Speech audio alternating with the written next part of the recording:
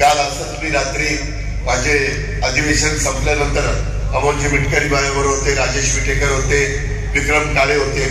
मी काही मधल्या काळामध्ये आपल्या महाराष्ट्रामध्ये घटना घडल्या तिकडं पाहणी करायला गेलेलो होतो. राज्याच्या वतीनं कोणी जाणं गरजेचं होतं. सीएम साहेब म्हणले तुम्ही जावा. आणि त्याच्यातून जे बीड जिल्ह्यामध्ये घटना घडली, एका सरपंचाची दुर्दैवी क्रूरतेने जी हत्या करण्यात आली, माणुसकीला देखील त्या ठिकाणी शर्मेने लाज वाटेल काळीमा फसणारी घटना ही त्या ठिकाणी घडली. तिथलं सगळं समजून घेण्याच्या करता, त्यांच्या विधवा पत्नीला भेटण्याच्या करता, त्यांच्या मुला मुलीला भेटण्याच्या करता, त्यांचे आई वडील भाऊ भाऊजाई बहीण त्यांना सगळ्यांना भेटण्याच्या करता मी काल तिथं गेलेलो होतो. त्याच्याबद्दल सभागृहामध्ये अतिशय व्यवस्थितपणे उत्तर आपल्या राज्याच्या मुख्यमंत्र्यांनी दिलं.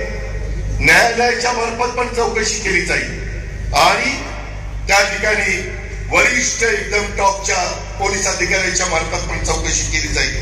काही झालं तरी याबद्दलचा मास्टर माइंड जो कोणी असेल, कुणी असू द्या, त्याला सोडायचं नाही.